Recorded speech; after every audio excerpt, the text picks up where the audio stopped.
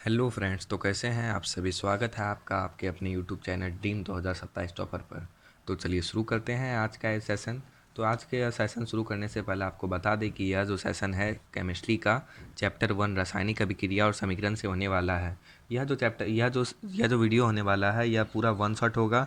इसमें यह जो है 30 मिनट का वीडियो है। अगर आप इस वीडियो को पूरा देख लेते हैं तो यह चैप्टर आपका पूरा रिविज़न हो जाएगा। तो चलिए शुरू करते हैं आज का यह सेशन। तो आज का यह सेशन होने वाला है रासायनिक अभिक्रिया और समीकरण, यानी कि केमिकल रिएक्शन एंड इक्वेशन। तो स्टार्ट करते हैं रासायनिक अभिक्रिया से। रासायनिक अभिक्रिया होता क्या है इसके बारे में समझते हैं।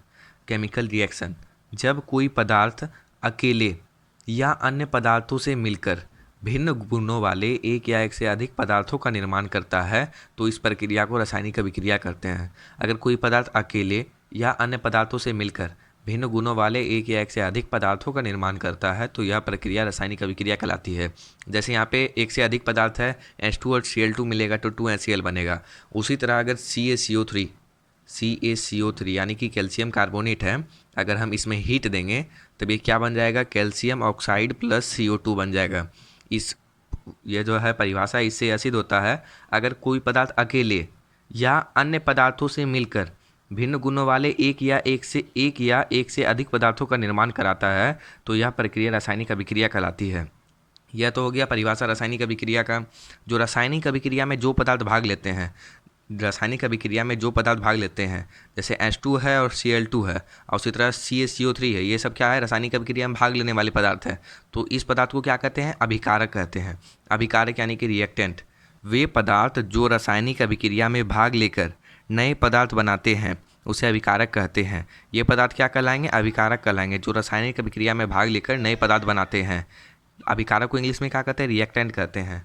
यहाँ पे लिखा हुआ है वे पदार्थ जो रासायनिक अभिक्रिया में भाग लेकर नए पदार्थ बनाते हैं उसे क्या कहते हैं, अभिकारक कहते हैं। एग्जाम्पल के लिए हो जाएगा H2 और Cl2 बराबर 2HCl। इसमें क्या है, H2 और Cl2 क्या अभिकारक है और 2HCl क्या है, प्रतिफल है। अब ये प्रतिफल क्या होता है, प्रतिफल यानी कि उत्पाद क्या होता है, उत्पाद या प्रोडक्ट क्या होता है, जो पदार्थ रासायनिक अभिक्रिया के फलस्वरूप बनते हैं। जो पदार्थ या जो रासायनिक अभिक्रिया दोनों के बीच होगा इसके फलस्वरूप जो पदार्थ बनेगा, जो पदार्थ रासायनिक अभिक्रिया के फलस्वरूप बनते हैं उसे प्रतिफल या उत्पाद कहते हैं। जो पदार्थ रासायनिक अभिक्रिया दोनों के बीच हुआ इसके बाद जो पदार्थ बना हाइड्रोक्लोरिक अम्ल, इसको क्या कहेंगे, उत्पाद कहेंगे, उत्पाद या प्रोडक्ट कहेंगे। पिछले प्रश्न में हमने पढ़ा था कि रासायनिक अभिक्रिया किसे कहते हैं। रासायनिक अभिक्रिया पढ़ने के बाद हमने पढ़ा था कि अभिकारक किसे कहते हैं और उसके बाद प्रतिफल किसे कहते हैं। उसके बाद इस प्रश्न में हम लोग पढ़ने वाले हैं कि रासायनिक अभिक्रिया की विशेषता क्या क्या है। रासायनिक अभिक्रिया की विशेषता क्या क्या है, इसमें क्या क्या परिवर्तन होता है उसके बारे में पढ़ने वाले हैं। तो इसमें क्या है, इसमें रंग में परिवर्तन होता है। कोई भी रासायनिक अभिक्रिया होती है तो इसके फलस्वरूप रंग में परिवर्तन होता है। और क्या होता है, ठोस के रूप में अवक्षेप बनता है। कोई भी रासायनिक अभिक्रिया होती है तो उसमें कुछ अभिक्रिया में क्या होता है, ठोस के रूप में अवक्षेप बनता है। और क्या है, किसी भी इसमें क्या होता है, ऊष्मा और प्रकाश भी उत्पन्न होता है। कुछ अभिक्रिया में, रासायनिक अभिक्रिया में ऊष्मा और प्रकाश भी उत्पन्न होता है। और कुछ में क्या होता है कि अवस्था में भी परिवर्तन होता है। कुछ रासायनिक अभिक्रिया ऐसी होती है जिसमें किसी पदार्थ की अवस्था में भी परिवर्तन होता है। जैसे कोई पदार्थ ठोस है तो वह तरल बन जाता है, कोई पदार्थ तरल है तो वह ठोस बन जाता है। इसमें क्या है, इसमें क्या होता है, गैस का भी उत्सर्जन होता है। कोई भी अभिक्रिया में क्या होती है कि गैस का भी उत्सर्जन होता है। जैसे किसी अभिक्रिया में हाइड्रोजन का उत्सर्जन होता है तो किसी अभिक्रिया में क्लोरीन का। इसी प्रकार यह सब क्या है, रासायनिक अभिक्रिया की विशेषता है। रासायनिक अभिक्रिया की विशेषता क्या क्या है, इसमें रंग में परिवर्तन होता है, ठोस के रूप में अवक्षेप बनता है, ऊष्मा और प्रकाश का भी उत्सर्जन होता है, इसमें अवस्था में भी परिवर्तन होता है, इसमें क्या होता है, गैस का भी उत्सर्जन होता है। ये तो हो गया रासायनिक अभिक्रिया की विशेषता। उसका रासायनिक समीकरण किसे कहते हैं। रासायनिक समीकरण किसी रासायनिक अभिक्रिया में भाग लेने वाले एवं बनने वाले पदार्थों को संकेतों एवं सूत्रों की सहायता से अभिक्रिया का संक्षिप्त निरूपण रासायनिक समीकरण कहलाता है। रासायनिक समीकरण क्या होता है, जब कोई भी रासायनिक अभिक्रिया होती है तो उसको अगर हम हिंदी में लिखते हैं तो वह अभिक्रिया बहुत बड़ी लिखी जाती है। इसलिए उसको संकेतों और सूत्रों की सहायता से अभिक्रिया का संक्षिप्त निरूपण जो होता है उसको रासायनिक समीकरण कहते हैं। रासायनिक समीकरण लिखने से क्या क्या लाभ होता है, अभिक्रिया में अभिकारकों और प्रतिफलों को संकेतों या सूत्रों में लिखा जाता है। इससे क्या लिखने के नियम क्या क्या होते हैं, अभिक्रिया के अभिकारकों और प्रतिफलों को संकेतों या सूत्रों के रूप में लिखा जाता है। जो अभिक्रिया का अभिकारक और जो प्रतिफल होता है उसको संकेतों एवं सूत्रों के रूप में लिखा जाता है। उसके बाद क्या है, अभिक्रिया के दो सूत्रों के बीच घन चिन्ह दिया जाता है। क्या दिया जाता है? अभिक्रिया के दो सूत्रों के बीच घन चिन्ह दिया जाता है। और क्या है? प्रतिफल के दो सूत्रों के बीच भी घन चिन्ह दिया जाता है। अभिकारक को तीर चिन्ह के बाईं ओर तथा प्रतिफल को तीर चिन्ह के दाईं ओर लिखा जाता है। मतलब जो अभिकारक होता है, अभिकारक, उसको तीर चिन्ह के बाईं ओर, अभिकारक ये जो है ये तीर चिन्ह है, तीर चिन्ह के इसको बाईं ओर लिखा जाता है। और ये जो प्रतिफल है, प्रतिफल, इसको तीर चिन्ह के दाईं ओर लिखा जाता है। इसमें इस प्रश्न में हमने क्या पढ़ा? रासायनिक अभिक्रिया की विशेषता क्या क्या है। इसमें क्या होता है? रासायनिक अभिक्रिया में रंग में परिवर्तन होता है, ठोस के रूप में अवक्षेप बनता है, ऊष्मा और प्रकाश उत्पन्न होता है, अवस्था में भी परिवर्तन होता है, गैस का भी उत्सर्जन होता है। और रासायनिक समीकरण किसे कहते हैं? किसी भी रासायनिक अभिक्रिया में भाग लेने वाले पदार्थों को उनके संकेतों एवं सूत्रों की सहायता से अभिक्रिया का संक्षिप्त निरूपण रासायनिक समीकरण कहलाता है। जैसे यहाँ पे है H2 और प्लस O2 मिलकर बनता है 2H2 अर्थात जल। अगर इसको लिखते हैं तो हाइड्रोजन और प्लस ऑक्सीजन, ये दोनों जो मिलकर बनाता है, क्या बनाता है? जल बनाता है। तो यह इसे लिखने में स्थान भी ज़्यादा लगा, समय भी ज़्यादा लगा। तो इसका संक्षिप्त निरूपण संकेत की सहायता से, हाइड्रोजन का संकेत क्या होता है? H2 होता है। और जल का संकेत क्या, ऑक्सीजन का संकेत क्या होता है? O2 होता है। और जल का क्या होता है? 2H2। इसलिए कहा जाता है कि रासायनिक अभिक्रिया को संकेतों एवं सूत्रों के रूप में लिखना आसान होता है, इसलिए रासायनिक समीकरण का उपयोग किया जाता है। किसी भी रासायनिक अभिक्रिया में भाग लेने वाले एवं बनने वाले पदार्थों को संकेतों एवं सूत्रों की सहायता से अभिक्रिया का संक्षिप्त निरूपण समीकरण कहलाता है। इसके नियम क्या क्या है? समीकरण जो लिखता है, इसके नियम क्या क्या है? अभिक्रिया के अभिकारक और प्रतिफलों को संकेतों एवं सूत्रों के रूप में लिखा जाता है। इसको जो है संकेतों एवं सूत्रों, हाइड्रोजन का संकेत क्या होता है? 2H2 होता है। ऑक्सीजन का क्या होता है? O2 होता है। और ये जल का क्या होता है? 2H2। मतलब कहा जा रहा है कि इसको संकेतों के रूप में लिखा जाता है। और अभिक्रिया के दो सूत्रों के बीच घन चिन्ह दिया जाता है तथा प्रतिफल के दो सूत्रों के बीच घन चिन्ह दिया जाता है। अभिकारक को तीर चिन्ह के बाईं ओर तथा प्रतिफल को तीर चिन्ह के दाईं ओर लिखा जाता है। पिछले पृष्ठ में हमने रासायनिक समीकरण के बारे में पढ़ लिया है, तो इस पृष्ठ में हमें रासायनिक समीकरण के प्रकार के बारे में पढ़ना है। रासायनिक समीकरण का जो होता है मुख्यतः दो प्रकार होता है, संतुलित रासायनिक समीकरण और असंतुलित रासायनिक समीकरण। तो संतुलित रासायनिक समीकरण क्या है? वैसा रासायनिक समीकरण जिसमें तत्वों के परमाणुओं की संख्या तीर चिन्ह के दोनों तरफ बराबर होती है, उसे क्या कहते हैं? संतुलित रासायनिक समीकरण कहते हैं। तो इसमें क्या है? तीर चिन्ह के दोनों ओर बराबर होती है। इसमें 2H2O है और 2O2 है। ऑक्सीजन के दो परमाणु, हाइड्रोजन का दो परमाणु है तथा ऑक्सीजन का दो परमाणु है। हाइड्रोजन कितना यहाँ पे 4 है, तो यहाँ पे हाइड्रोजन कितना है? 2 2 4 हो गया। और ऑक्सीजन कितना है? 2 है। यहाँ पे क्या है? यह संतुलित रासायनिक समीकरण है, क्योंकि इसमें तीर चिन्ह के दोनों ओर तत्वों के परमाणुओं की संख्या बराबर है। और दूसरा क्या होता है? असंतुलित रासायनिक समीकरण। यह रासायनिक समीकरण क्या है? वैसा रासायनिक समीकरण जिसमें तत्वों के परमाणुओं की संख्या तीर चिन्ह के दोनों तरफ बराबर नहीं होती है, उसे असंतुलित रासायनिक समीकरण कहते हैं। जैसे यहाँ जो है हाइड्रोजन 2 है और यहाँ पे हाइड्रोजन 2 है, परंतु यहाँ ऑक्सीजन 2 है, यहाँ पे ऑक्सीजन 2 नहीं है। तो ये क्या हो गया? असंतुलित रासायनिक समीकरण। और ये रासायनिक समीकरण क्या हो गया? संतुलित रासायनिक समीकरण। तो पिछले प्रश्न में हमने पढ़ा था कि रासायनिक समीकरण के प्रकार कौन कौन से होते हैं। तो रासायनिक समीकरण का 2 प्रकार होता था, कौन कौन सा? संतुलित रासायनिक समीकरण और असंतुलित रासायनिक समीकरण। तो उसके बारे में हमने पढ़ लिया है। तो इस पृष्ठ में हमें पढ़ना है कि रासायनिक समीकरण से प्राप्त होने वाली सूचनाएं, रासायनिक समीकरण से कौन कौन सी सूचनाएं प्राप्त होती है। तो इस पृष्ठ में हमें इसके बारे में पढ़ना है। तो रासायनिक समीकरण से पहली सूचना क्या प्राप्त होती है? तो इसमें अभिकारक और प्रतिफल के संकेत या सूत्रों की जानकारी होती है। जो अभिकारक जो अभिक्रिया में जो अभिकारक होता है और प्रतिफल होता है, इसका संकेत और सूत्रों की जानकारी हमें होता है। उसके बाद दूसरा सूचना क्या प्राप्त होता है? यह अभिकारक इस अभिक्रिया में भाग लेने वाले पदार्थ एवं बनने वाले पदार्थों की जानकारी होती है। इसमें जो पदार्थ भाग लेगा और कौन पदार्थ बनेगा, इसके बारे में हमें पहले से ही पता रहता है। और उसके बाद क्या होता है? यह अभिक्रिया में भाग लेने वाले परमाणुओं और अणुओं की संख्या की जानकारी देता है। इसमें जो पदार्थ भाग लेता है एवं जो बनता है, उसके परमाणु एवं अणुओं की जानकारी देता है। उसके बाद क्या है? इस अभिक्रिया में इसमें यह अभिकारकों और प्रतिफलों के मोलों के अनुपातों की जानकारी देता है। ये क्या करता है? मोलों के अनुपातों की जानकारी देता है। उसके बाद पांचवा क्या है? यह गैसीय अभिकारकों और प्रतिफलों के आयतन की जानकारी देता है। यह क्या करता है? गैसीय अभिकारकों और प्रतिफलों के आयतन की जानकारी देता है, यानी कि वॉल्यूम की जानकारी देता है। उसके बाद क्या है? छठा, यह अभिकारक और प्रतिफलों के द्रव्यमान की भी जानकारी देता है। यह क्या करता है, अभिकारक और प्रतिफलों के द्रव्यमान की भी जानकारी देता है, मतलब कि उसमें कितना द्रव्यमान है। यह क्या करता है, प्रतिफलों के परमाणुओं एवं अणुओं की जानकारी देता है। यह क्या करता है, प्रतिफलों का परमाणु एवं अणुओं की जानकारी देता है।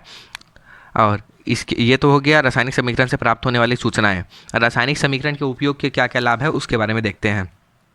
तो किसी भी पहला क्या है, रासायनिक समीकरण के उपयोग से लाभ, किसी रासायनिक अभिक्रिया को समीकरण के रूप में लिखना आसान होता है। किसी भी रासायनिक अभिक्रिया को जो है समीकरण के रूप में लिखना आसान होता है। इससे क्या होती है, समय की बचत होती है। इससे क्या होती है, समय की बचत होती है। उसका दूसरा क्या है, रासायनिक अभिक्रिया को समीकरण के रूप में लिखने से कागज़ की बचत होती है। रासायनिक अभिक्रिया क्या होता है, समीकरण के रूप में लिखने से कागज़ की बचत होती है। पहले प्रश्न में हमने इसके बारे में पढ़ लिया था लगभग। और उसके बाद क्या है, पूरे विश्व में एक ही प्रकार के रासायनिक संकेतों का उपयोग किया जाता है, जिसके कारण रासायनिक समीकरण की जानकारी प्राप्त करने में हमें आसानी होती है।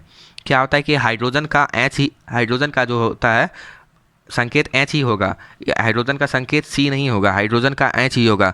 तो यह जो होता है विश्व के किसी भी देश में यह अलग अलग नहीं होता है। विश्व के सभी देशों में हाइड्रोजन का संकेत एच ही होता है। इसलिए जो होता है पूरे विश्व में क्या होता है, रासायनिक संकेत एक होता है। इसलिए रासायनिक समीकरण समझना जो होता है आसान होता है। रासायनिक समीकरण के उपयोग से पदार्थों के अणुओं की जानकारी होती है। क्या होता है, रासायनिक समीकरण के उपयोग से पदार्थों के अणुओं की जानकारी होती है। तो इस पृष्ठ में हमने पढ़ लिया कि रासायनिक समीकरण से प्राप्त होने वाली सूचनाएं एवं रासायनिक समीकरण के उपयोग के लाभ। पिछले पृष्ठ में हमने रासायनिक समीकरण से प्राप्त होने वाली सूचनाएं एवं इसके उपयोग के लाभ जो थे वो उसके बारे में हमने पढ़ लिया है। तो इस पृष्ठ में हमें पढ़ना है कि रासायनिक समीकरण की सीमाएं क्या क्या होती है। तो रासायनिक समीकरण की पहली सीमा क्या है, इसमें क्या होता है, भौतिक अवस्था अर्थात ठोस, द्रव और गैस इत्यादि की जानकारी नहीं होती है। इसमें जो पदार्थ रासायनिक अभिक्रिया में भाग लेते हैं, वो जो बनते हैं, उसमें यह पता नहीं रहता है कि वह पदार्थ ठोस है या द्रव है या गैस है। इसके लिए हमें इसका निराकरण के लिए समीकरण को उपयोगी बनाने वाले तथ्यों में पढ़ने वाले हैं। तो इससे पहले हम लोग पढ़ लेते हैं कि सीमाएं क्या क्या होती है सारे। तो दूसरा सीमा क्या है, इसमें ऊष्माक्षेपी अभिक्रिया हो रही है या ऊष्माशोषी अभिक्रिया हो रही है, इसके बारे में हमें जानकारी नहीं होती है। तो इसे भी जानने के लिए हमें इसके उपयोगी बनाने वाले तथ्यों में इसके बारे में पढ़ने वाले हैं। उसके बाद क्या है, इसमें अभिक्रिया किन किन दशाओं में हो रही है, अर्थात दाब, ताप, उत्प्रेरक, सांद्रण, इस सब की जानकारी नहीं होती है। इसके लिए भी हमें पढ़ना होगा आगे। इसमें अभिक्रिया में वेग की जानकारी नहीं होती है। इसमें अभिक्रिया में क्या आती है, वेग की जानकारी नहीं होती है। इसमें कोई पदार्थ, कोई अभिक्रिया विस्फोट के साथ हो रही है या नहीं हो रही है, इसके बारे में हमें जानकारी नहीं होती है। और क्या होता है, इसमें अभिकारक कितना खर्च हुआ और प्रतिफल की कितनी मात्रा का निर्माण हुआ, इसकी भी कोई जानकारी नहीं होती है। तो रासायनिक समीकरण को उपयोगी बनाने वाले तत्व, जो भी इसमें जो भी चीज़ नहीं होता था उससे कैसे उपयोगी बनाए, उसके लिए यहाँ पे इसे उपयोगी बनाने वाले तथ्यों के बारे में पढ़ने वाले हैं। अभिकारक और प्रतिफल की भौतिक अवस्था की जानकारी के लिए ठोस के लिए S का उपयोग किया जाता है, द्रव के लिए L का उपयोग किया जाता है तथा गैस के लिए G का उपयोग किया जाता है। तरल और द्रव दोनों एक ही हो जाएगा। तो अभिक्रिया के क्या क्या भौतिक अवस्था की जानकारी के लिए क्या क्या करना चाहिए, ठोस के लिए S का प्रयोग करना चाहिए, द्रव के लिए क्या करना चाहिए, L का प्रयोग करना चाहिए तथा गैस के लिए G का प्रयोग करना चाहिए तथा जलीय विलयन के लिए AQ जो है जलीय विलयन के लिए प्रयोग करना चाहिए। कोई भी किसी भी पदार्थ का जलीय विलयन है तो उसके लिए AQ का प्रयोग किया जाता है। ऊष्माक्षेपी अभिक्रिया के लिए प्रतिफल के साथ प्लस ऊष्मा तथा ऊष्माशोषी अभिक्रिया के लिए अभिकारक के साथ प्लस ऊष्मा लिखा जाता है।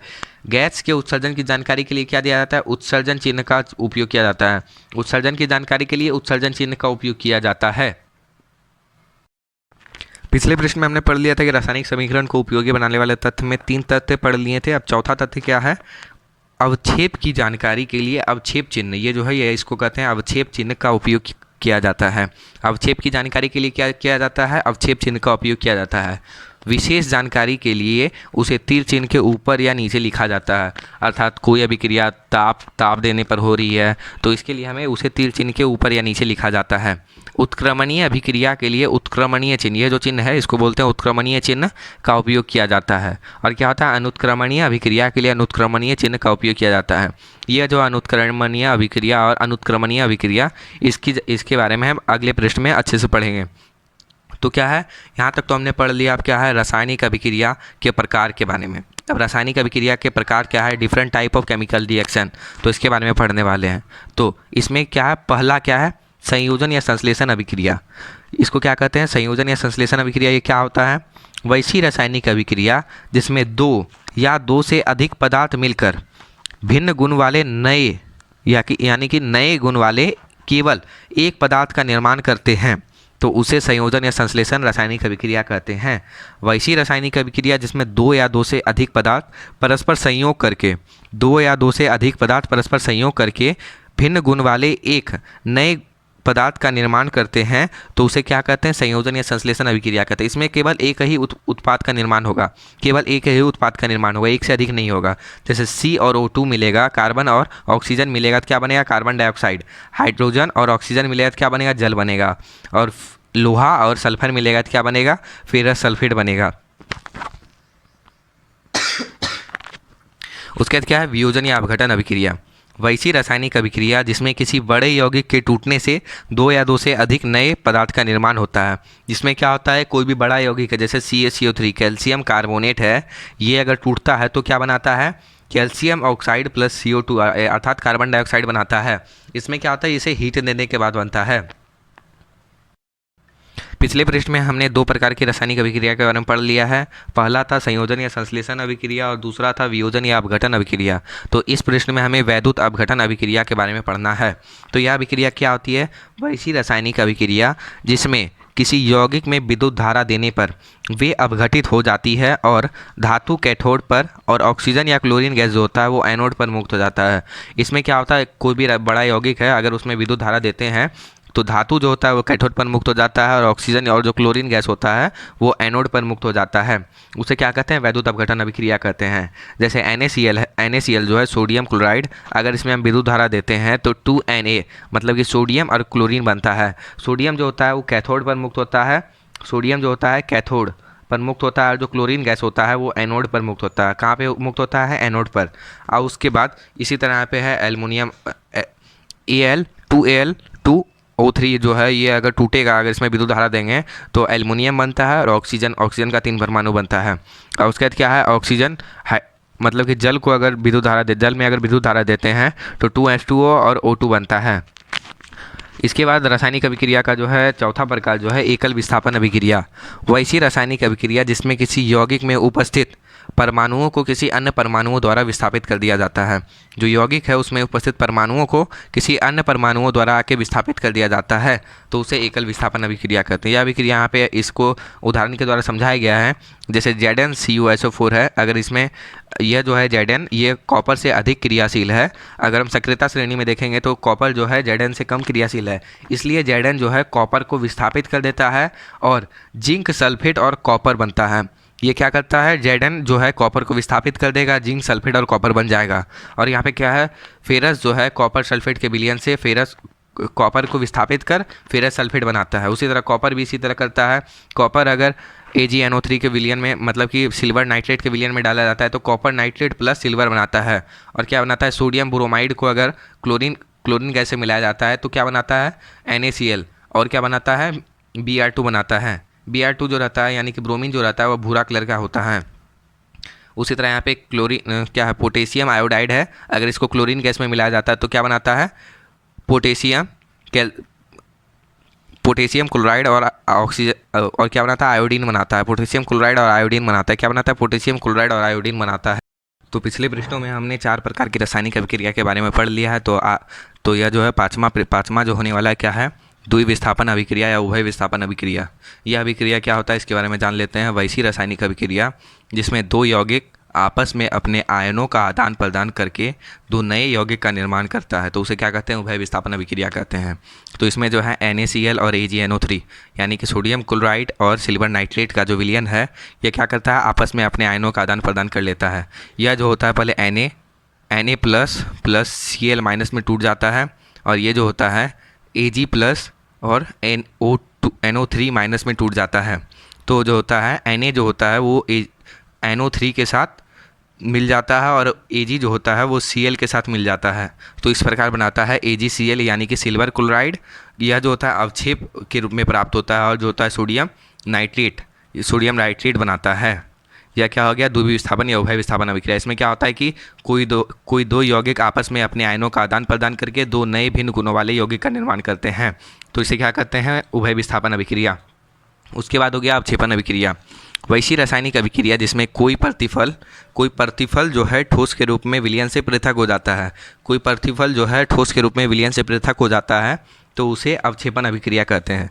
जैसे NaCl और AgNO3 का जो विलयन है, अगर इसमें अभिक्रिया होती है तो क्या बनता है, AgCl का अवक्षेप प्राप्त होता है। तो क्या बनता है, AgCl का हमें अवक्षेप प्राप्त होता है। क्या बनाता है, सोडियम नाइट्रेट बनाता है। सोडियम नाइट्रेट और AgCl का अवक्षेप प्राप्त होता है। और सातवां क्या है, उदासीनीकरण अभिक्रिया। यह अभिक्रिया क्या होती है, वैसी रासायनिक अभिक्रिया जिसमें कोई अम्ल जो होता है वो भस्म के साथ अभिक्रिया करके लवण और जल बनाता है। कोई अम्ल जैसे HCl जो है अम्ल है और सोडियम हाइड्रोक्साइड जो है यह भस्म है, अगर ये दोनों के बीच अभिक्रिया कराया जाता है तो अम्ल बनता है। क्या बनता है, लवण बनता है, NaCl, सोडियम क्लोराइड बनता है और जल बनता है। उदासीनीकरण अभिक्रिया वैसी रासायनिक अभिक्रिया जिसमें कोई अम्ल भस्म के साथ अभिक्रिया करके लवण और जल बनाता है। प्रकाश रासायनिक अभिक्रिया, या जो है रासायनिक अभिक्रिया का ये 8वां है। इसमें क्या है, वैसी रासायनिक अभिक्रिया जो प्रकाश की उपस्थिति में घटित होती है उसे प्रकाश रासायनिक अभिक्रिया कहते हैं। जब हाइड्रोजन और क्लोरीन को सूर्य प्रकाश में रखा जाता है तो ये क्या बनाता है, हाइड्रोक्लोरिक अम्ल बनाता है। उसी प्रकार यह जो होता है प्रकाश संश्लेषण की क्रिया होती है वो भी प्रकाश रासायनिक अभिक्रिया ही है। इसमें क्या होता है, कार्बन डाइऑक्साइड जो है ऑक्सीजन के साथ मिलकर सूर्य प्रकाश की उपस्थिति में अपना क्या बनाता है, अपना भोजन, जो पौधे रहते हैं वो अपना भोजन कार्बोहाइड्रेट का निर्माण करते हैं और क्या बनाते हैं, ऑक्सीजन बनाते हैं। ये ग्लूकोज है, ये क्या है, ग्लूकोज है। ये ग्लूकोज का रासायनिक सूत्र है। ये क्या है, ग्लूकोज का रासायनिक सूत्र है। ये ग्लूकोज का रासायनिक सूत्र है।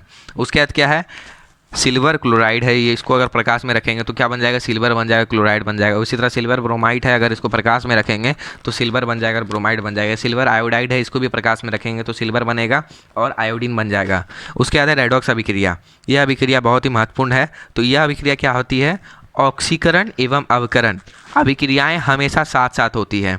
कौन कौन सी अभिक्रिया हमेशा साथ साथ होती है, पहला है ऑक्सीकरण और दूसरा है अवकरण। ये अभिक्रिया जो होती है हमेशा साथ साथ होती है, इसलिए इसे रेडॉक्स अभिक्रिया कहते हैं। इसलिए इसे क्या कहते हैं, रेडॉक्स अभिक्रिया कहते हैं। यह अभिक्रिया जो होती है हमेशा साथ साथ होती है। यह जो है पहले ऑक्सीकरण अभिक्रिया पहले समझ लेते हैं क्या होता है।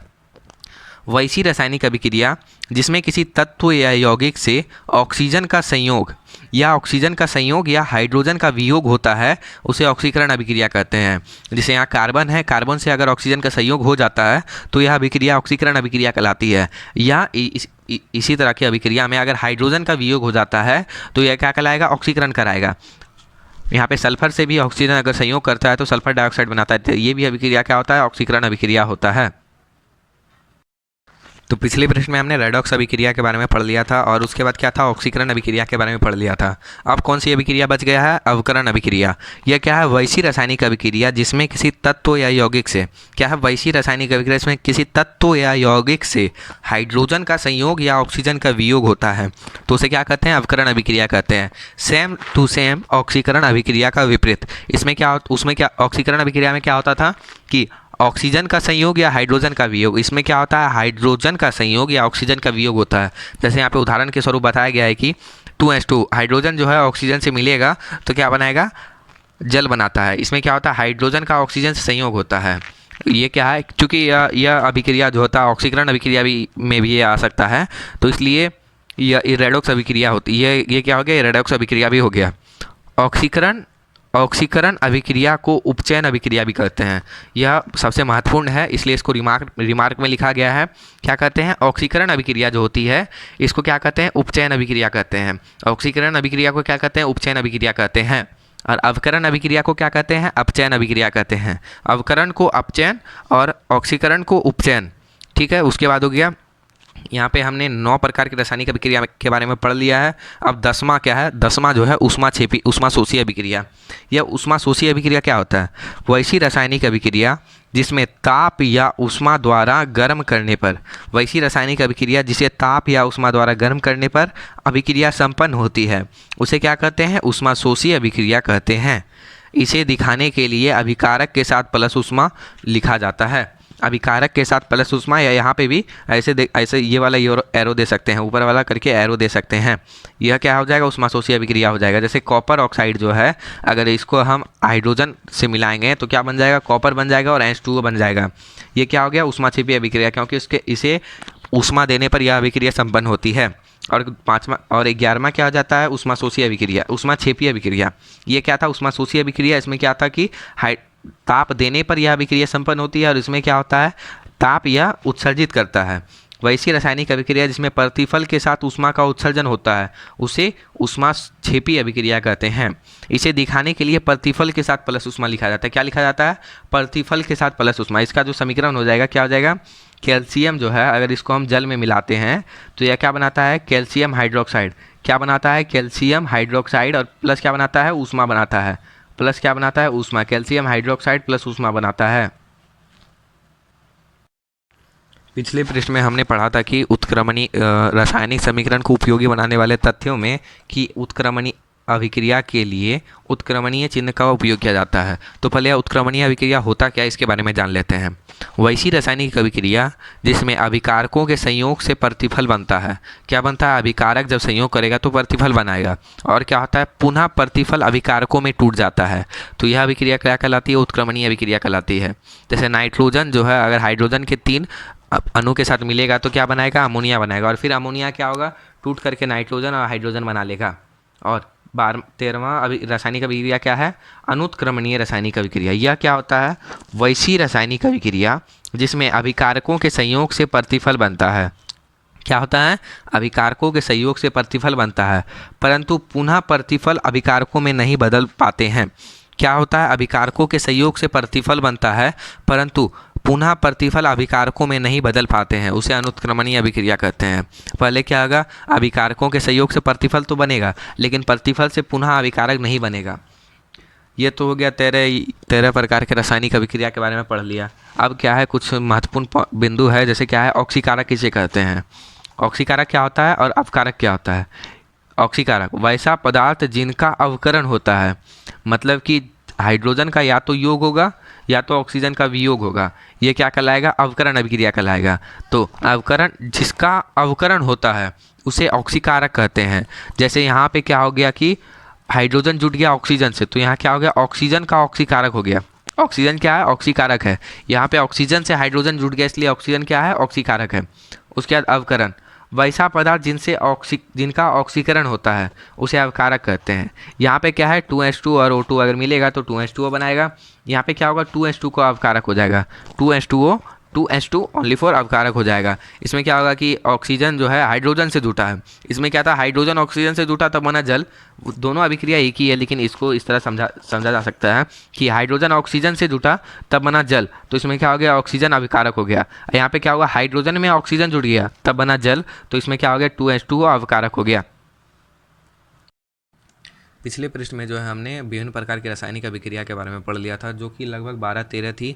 उसके बाद अगले पृष्ठ में हमें, चूँकि हमारे पुस्तक में सिर्फ अभिक्रिया ही नहीं दिया हुआ है, कुछ महत्वपूर्ण पॉइंट भी दिया हुआ है जिसके बारे में हमें पढ़ना है। तो उन्हीं में से एक महत्वपूर्ण पॉइंट है दहन। तो दहन क्या है, किसी पदार्थ के ऑक्सीजन की उपस्थिति में जलने पर ऊष्मा और प्रकाश उत्पन्न होती है। कोई भी पदार्थ जो है ऑक्सीजन की उपस्थिति में जलेगा तो वह ऊष्मा और प्रकाश उत्पन्न करेगा। जलने की इसी क्रिया को क्या कहते हैं, दहन कहते हैं। जलने की इसी क्रिया को, यह जो क्रिया है इसको दहन कहते हैं, और जो पदार्थ जलता है उसको ईंधन कहते हैं। अब क्या है, ईंधन, जैसे कार्बन है और ऑक्सीजन की उपस्थिति में जला तो क्या बना, कार्बन डाइऑक्साइड बना, और क्या बना, ऊष्मा और प्रकाश उत्पन्न हुआ। उसके बाद ईंधन जो कि फ्यूल किसे कहते हैं, वैसा पदार्थ जो ऑक्सीजन की उपस्थिति में जलकर ऊष्मा और प्रकाश उत्पन्न करता है उसे ईंधन कहते हैं। जो पदार्थ जलकर बना उसे ईंधन कहेंगे, और यह जो क्रिया हुई इसको क्या कहेंगे, दहन कहेंगे। यहाँ पे जैसे क्या हो गया, कोयला जलता है तो क्या बनता है, ऊष्मा और प्रकाश उत्पन्न करता है, तो यह क्या हो गया, ईंधन हो गया। ये क्या हो गया, लकड़ी जो है जलने पर ऊष्मा और प्रकाश उत्पन्न करती है, अभी ईंधन हो गया। गैस भी ईंधन हो गया, अल्कोहल ईंधन हो गया, इत्यादि, ये सब जो है ईंधन है। दहन जो होता है, दहन यह जो क्रिया होती है, ईंधन के जलने पर जो ऊष्मा और प्रकाश उत्पन्न होता है, यह क्रिया, इसके लिए कौन कौन सा आवश्यक शर्त है, मतलब कि जो है आवश्यक शर्त, उसके बारे में पढ़ने वाले हैं कि दहन जलने के लिए कुछ महत्वपूर्ण आवश्यक पॉइंट होते हैं, उसके बारे में पढ़ना है। दहनशील पदार्थों की उपस्थिति, जो पदार्थ जल सके उसकी उपस्थिति में ही दहन हो सकता है। अगर जो पदार्थ दहनशील नहीं हो, जैसे हो गया बालू, बालू दहनशील नहीं है तो उसको जलाने पर ऊष्मा और प्रकाश तो उत्पन्न होगा नहीं, इसलिए दहनशील पदार्थों की उपस्थिति, जो पदार्थ जल सके उसको उसकी उपस्थिति आवश्यक है। उसके बाद क्या है, दहन के पोषक पदार्थों की उपस्थिति। दहन के पोषक पदार्थों की उपस्थिति जैसे ऑक्सीजन हो गया, कोई पदार्थ क्लोरीन की उपस्थिति में भी जलता है तो उसका अलग हो जाता है, लेकिन दहन के लिए पोषक पदार्थों में ऑक्सीजन हो गया, ये सब आवश्यक पदार्थ हैं। उसके बाद क्या है, ज्वलन ताप की प्राप्ति। ज्वलन ताप क्या होता है, यहाँ देखिए, जिस न्यूनतम ताप पर कोई पदार्थ जलना प्रारंभ करता है उस ताप को ज्वलन ताप कहते हैं। जिस न्यूनतम ताप पर कोई पदार्थ जलना प्रारंभ करता है उस न्यूनतम ताप को ज्वलन ताप कहते हैं। तो थैंक यू आप सबों को यह वीडियो पूरा देखने के लिए। तो आज का यह सेशन यहीं पर एंड होता है। तो अगले वीडियो में मैं आप सबों को इस चैप्टर के महत्वपूर्ण प्रश्नोत्तर के बारे में बताऊंगा। तो आप सबों से गुजारिश है कि इस चैनल को सब्सक्राइब करें और यह वीडियो को लाइक करें, शेयर करें। धन्यवाद।